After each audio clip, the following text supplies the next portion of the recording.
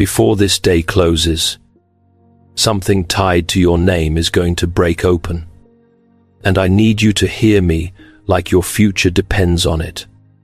Because in a way, it does. There are moments when God stops allowing people to mishandle your story in secret. There are moments when heaven interrupts the private rooms where your name has been discussed, judged, twisted, and reduced. And this is one of those moments. A hidden truth about you has been sitting behind the teeth of someone who knows more than they admitted. And now the pressure of God's justice is pressing on their conscience. They tried to keep the old version of you alive because that version made them feel powerful.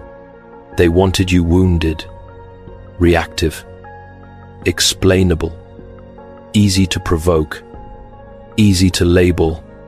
But something happened in the hidden place. You did not collapse. You did not chase them. You did not beg to be understood. You went quiet.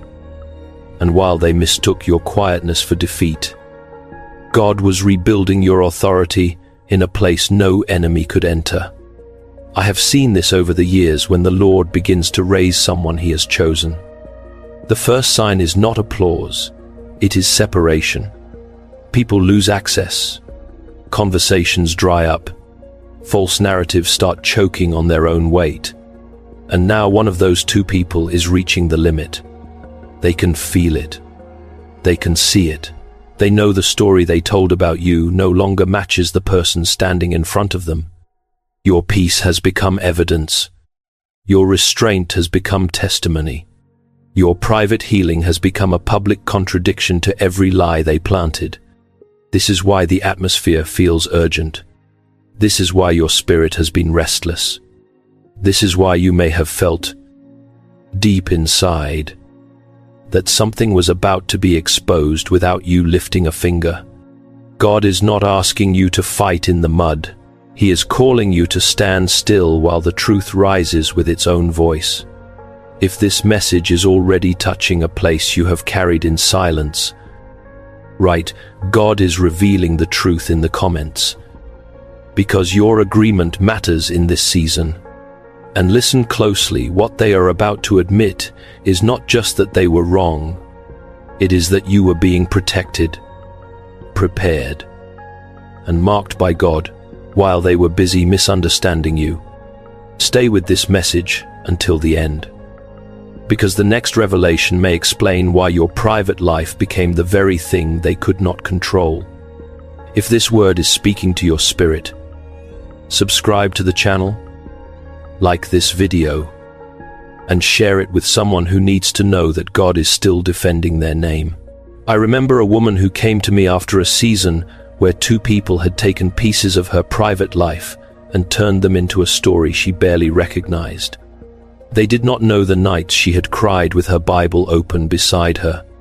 They did not know the mornings she had forced herself to get up, wash her face, pray with a voice that sounded broken, and keep moving because something inside her still believed God was not finished. They only saw what they wanted to see. They saw her silence and called it guilt. They saw her distance and called it pride. They saw her healing and called it pretending. And for a while, she wanted to defend herself so badly that it almost consumed her. She wanted to post the truth. She wanted to call everyone who had heard the lie. She wanted to drag the whole hidden conversation into the light and say, "Now look at what really happened." But one night, while she was praying alone, she felt the Lord impress something deep into her spirit. "Do not spend your strength proving what I am already protecting." That sentence became a line in the sand. She stopped chasing explanations. She stopped feeding people updates. She stopped opening her wounds for people who only wanted evidence, not understanding. And slowly, something changed. Her face softened. Her voice steadied. Her home became peaceful again. She started laughing without checking who might judge her. She started walking into rooms without carrying the invisible burden of being misrepresented.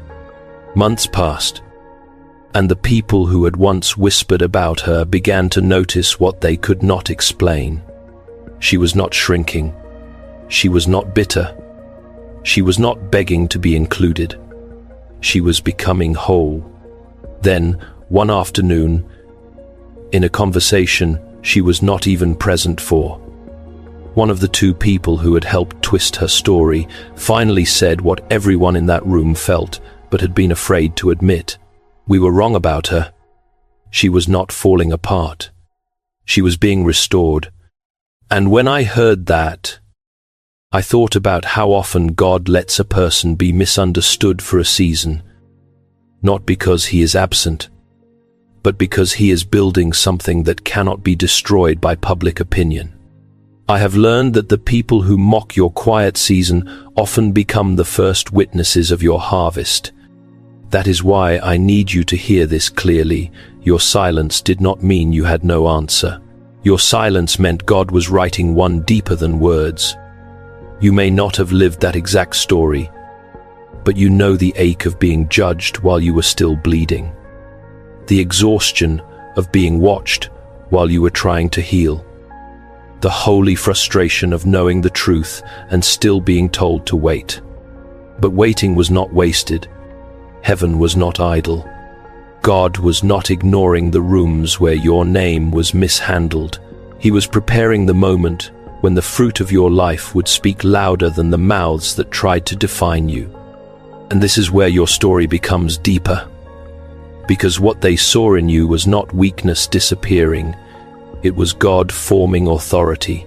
The reason your private life disturbed them so deeply is because it stopped being available for their interpretation. They were used to reading you like an open wound.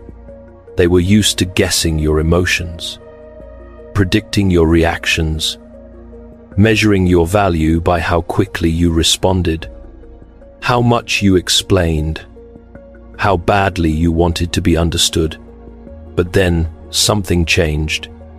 You pulled your soul out of the marketplace. You stopped letting unclean hands touch sacred things.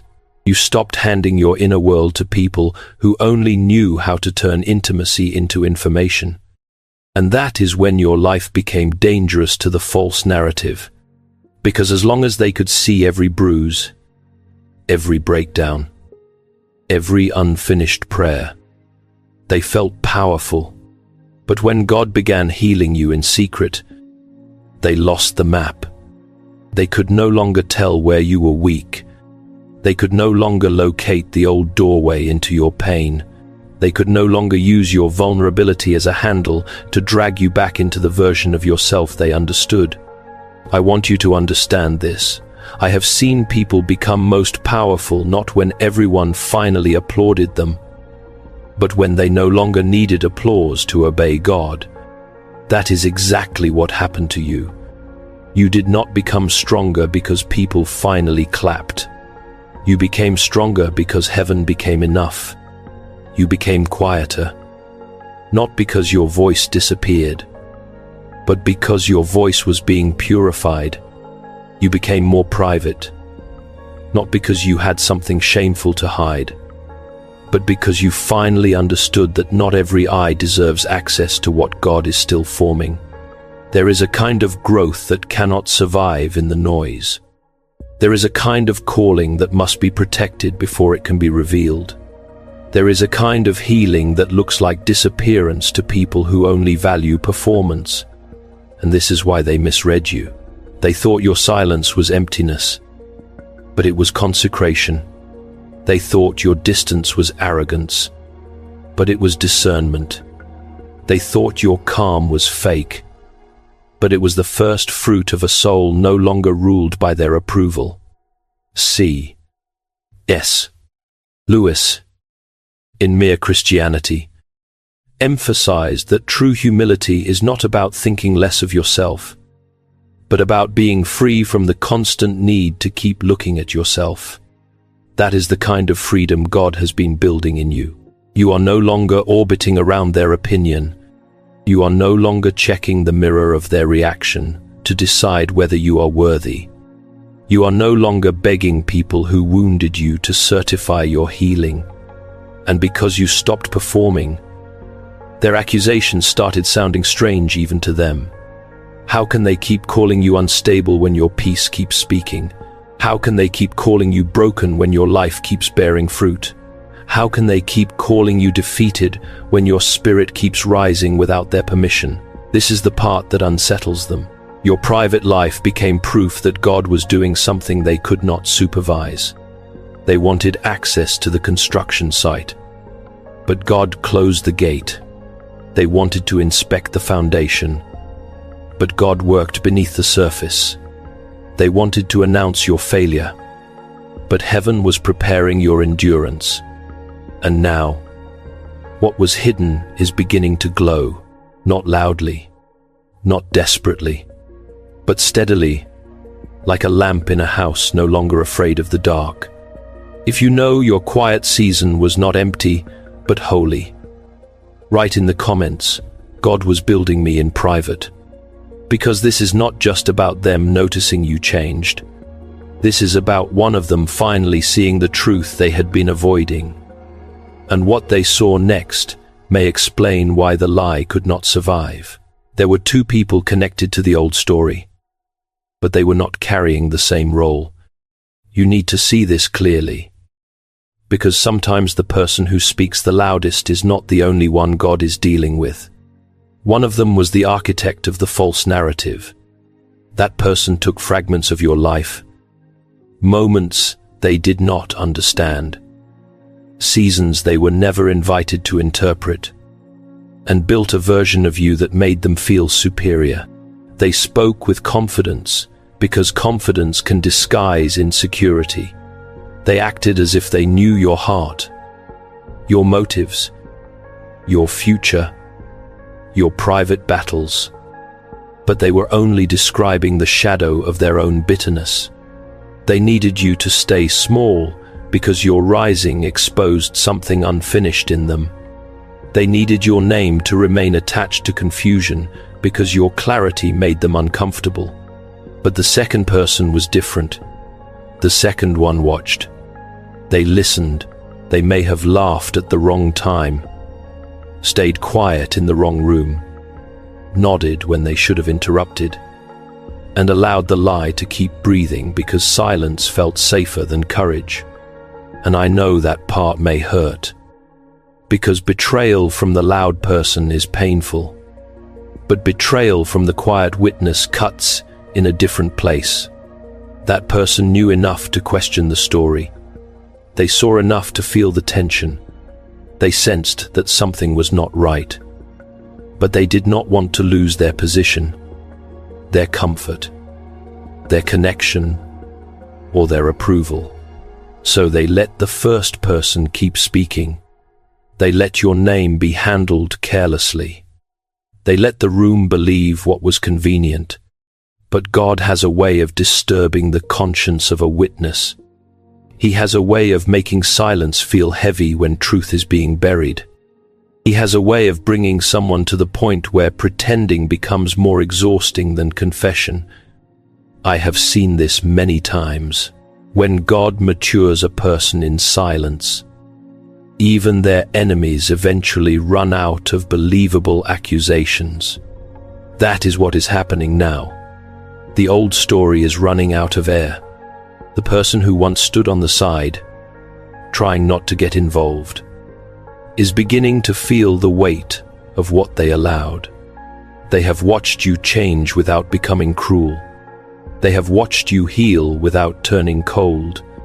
They have watched you move forward without dragging everyone into public shame. And that kind of grace is hard to argue with. At some point, the second person looked at the first and realized, we were wrong about them. They were not being destroyed. They were being restored. That sentence may not have sounded dramatic to everyone else, but in the spirit, it was a hammer hitting the foundation of a lie. Because when one witness tells the truth, the whole structure begins to tremble. The aggressive one may resist it. They may roll their eyes, change the subject, act offended, or try to pull the conversation back into accusation. But something has already shifted. The room has heard a crack in the old narrative. The witness has spoken. The lie has been challenged by someone who was once close enough to help protect it. And this is why you do not need to force your defense. God knows how to raise a voice from the very circle that misunderstood you. He knows how to make the hidden observer admit what the public critic refused to see. He knows how to let your fruit answer what your mouth never had to explain. And what they admitted next is the part that may shake you. Because it was not only about your past, it was about your calling. What they admitted was not small. It was not just, maybe we judged too quickly, or maybe we did not know the full story. No. What they were forced to recognize was far deeper. You were not being ruined.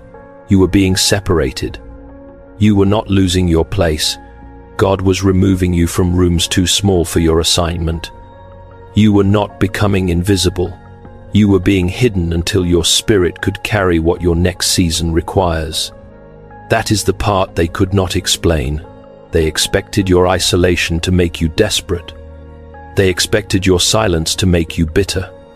They expected the distance to turn you cold, unstable, and hungry for their approval.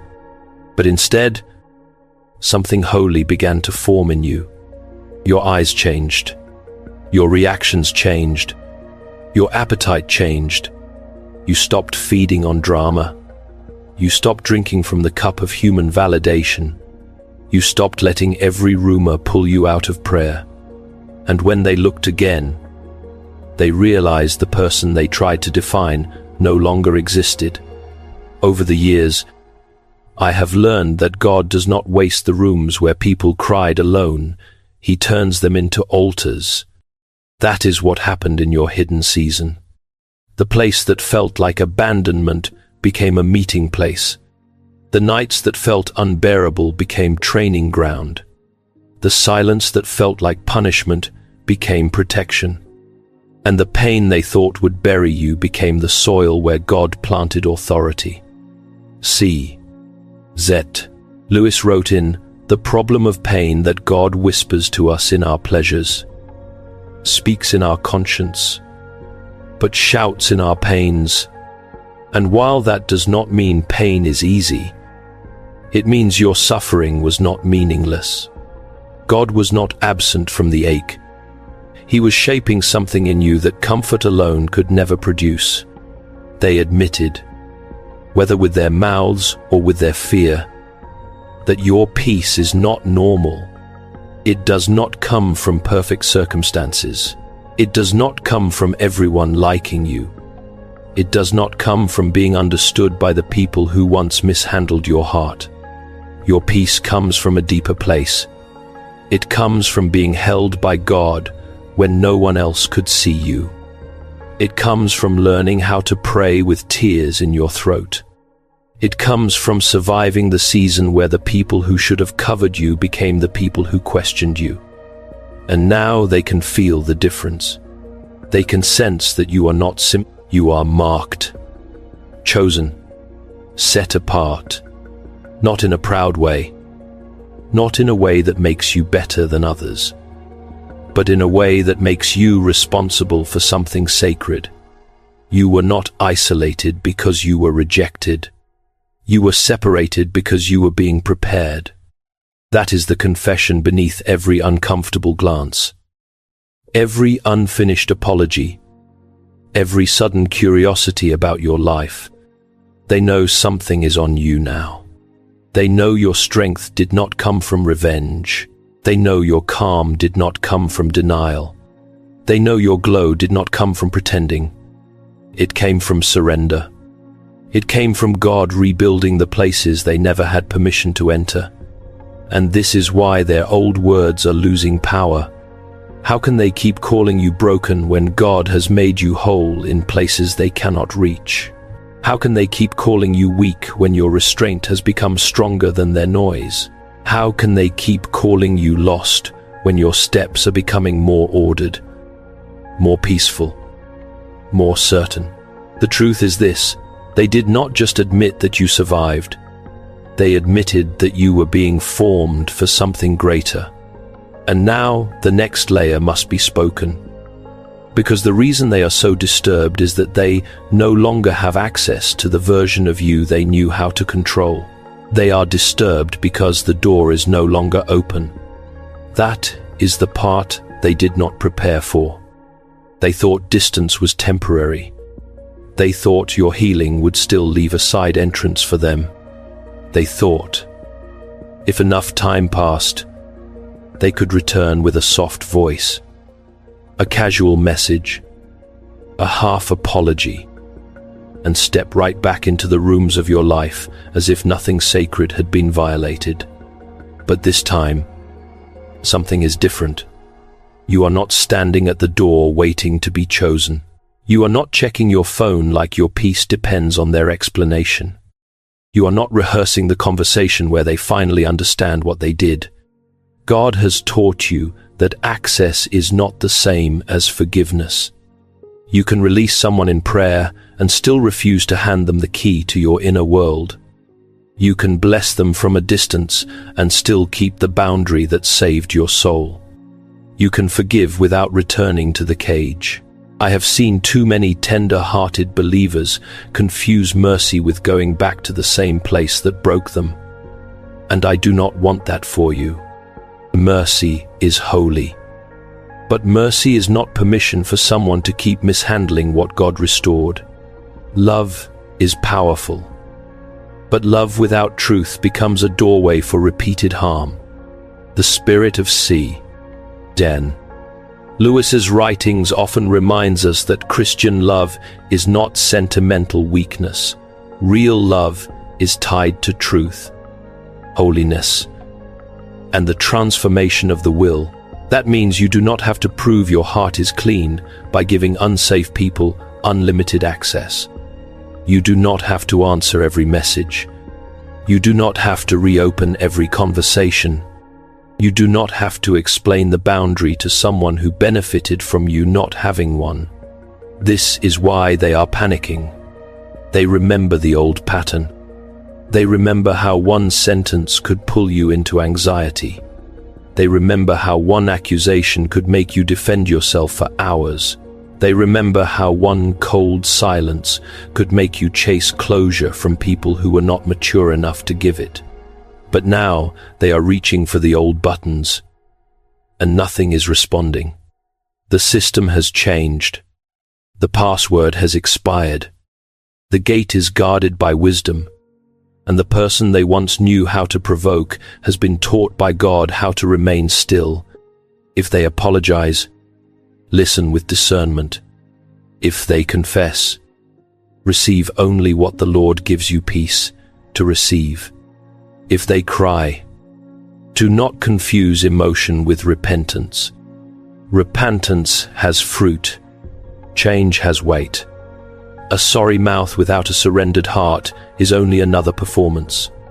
And you are no longer available for performances. Your peace cost too much. Your healing took too long. Your private restoration was too holy to be placed back into careless hands. If you are learning to forgive without handing your peace back to the wrong hands, comment, "My peace belongs to God," because now we need to talk about the part they cannot understand at all. Your silence was never emptiness. It was strategy under heaven. Your silence was not emptiness. It was not weakness. It was not you having nothing to say. It was heaven teaching you when not to waste sacred breath on people who had already decided to misunderstand you. They wanted a reaction because a reaction would have given them material. They wanted you emotional, defensive, loud, desperate, explaining yourself until your spirit was exhausted.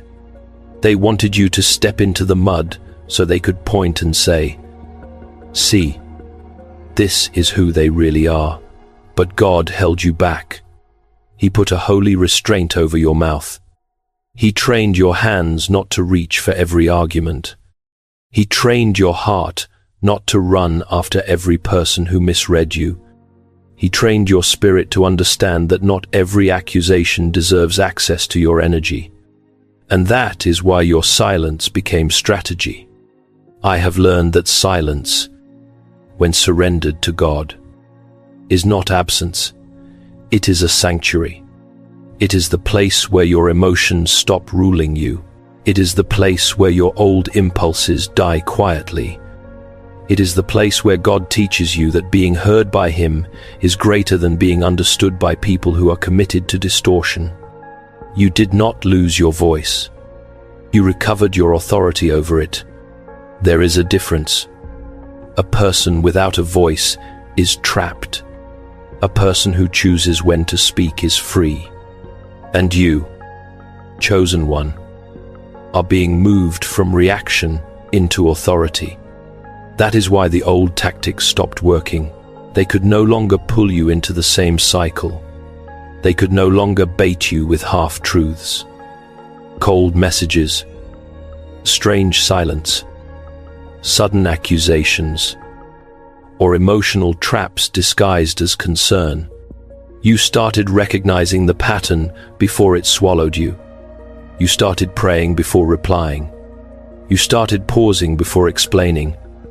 You started asking, Lord, is this mine to answer? Or is this something you are already handling? And every time you chose peace over performance, something broke off you. Every time you refused to defend your old self to people who were not ready to honor your new self, another chain lost its grip. Every time you let God be your witness, your soul became harder to manipulate. C.S. Lewis, in The Weight of Glory, points us toward the seriousness of every human soul, reminding us that we are not dealing with disposable characters in our private drama, but with eternal beings. That truth matters here, because your silence was not hatred. It was not revenge. It was not you pretending they had no soul. It was you refusing to let wounded people turn you into a wounded weapon. You chose not to destroy them with what you knew. You chose not to expose everything you could have exposed. You chose not to become the thing that hurt you. That is maturity. That is grace under pressure. That is spiritual strength with clean hands. And they do not know what to do with that, because the world understands retaliation, but it does not understand consecration.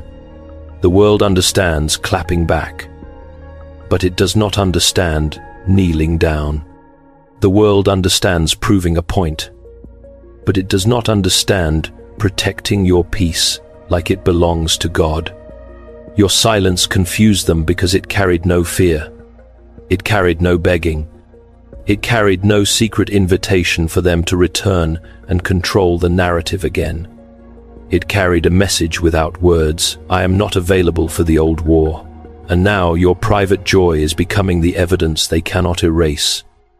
Because if your silence was the sanctuary, your restored life is the testimony standing at the door. Your private joy is what exposed them. Not because you were trying to prove anything, but because healed fruit is impossible to hide forever. They could argue with your words. They could twist your silence. They could question your motives, rewrite your past, and pretend your distance was pride. But they could not explain the evidence of a soul that was no longer begging to be rescued by the same hands that once wounded it. They saw something in you that contradicted the story they had been telling. They saw calm where they expected chaos. They saw softness where they expected bitterness. They saw strength without cruelty, peace without performance, confidence without arrogance. And that disturbed them more than any argument ever could. Because if you were truly the person they described, why were you becoming more whole? If you were truly defeated, Why did your spirit look lighter? If you were truly abandoned, why did your life begin to carry the quiet fragrance of God's restoration? I want you to understand this. I have seen God heal people so quietly that by the time others notice, the miracle is already mature. That is what happened to you. While they were discussing your private life, God was cultivating it. While they were interpreting your absence, God was filling your hidden rooms with strength. While they were waiting for you to break, heaven was teaching you how to breathe again. Your joy is not revenge. Your joy is resurrection evidence. It is the proof that what tried to bury you did not have the final word. It is the sign that the wound did not become your identity. It is the announcement that God can restore a person so deeply that even their enemies have to question the lie they believed. And listen, this joy does not have to be loud. It does not have to be posted, explained, displayed, or defended. Some of the most powerful victories in your life will never be understood by the crowd because they happened in the place where only God saw you keep going. Maybe your victory is that you slept peacefully after months of anxiety. Maybe your victory is that you no longer rehearse their words in your mind. Maybe your victory is that you can hear their name and not feel your stomach drop. Maybe your victory is that you are finally laughing again without feeling guilty for surviving. Those are holy signs. Those are not small things. Those are the fingerprints of restoration. And this is why their confession is coming with pressure. Your life is making their accusation look outdated. Your healing is becoming a witness against their version of the story. Your peace is standing in the room even when you are not there. God did not only heal you from what they did, He healed you from needing them to admit it before you could move forward. And because of that, the old narrative is losing power. But God is not finished revealing what He placed inside you. God's vindication is not coming so you can stand over them and say, "I was right." That would be too small for what He has been doing in you. Heaven is not exposing the truth merely to satisfy your ego, embarrass your enemies, or give you a moment of emotional revenge. God is revealing what was hidden so you can finally stop living under a sentence He never wrote over your life. There is a freedom deeper than being believed by people. There is a freedom deeper than hearing someone admit they misjudged you. There is a freedom deeper than watching the old story collapse in front of the very ones who helped build it. It is the freedom of no longer needing their confession in order to be whole.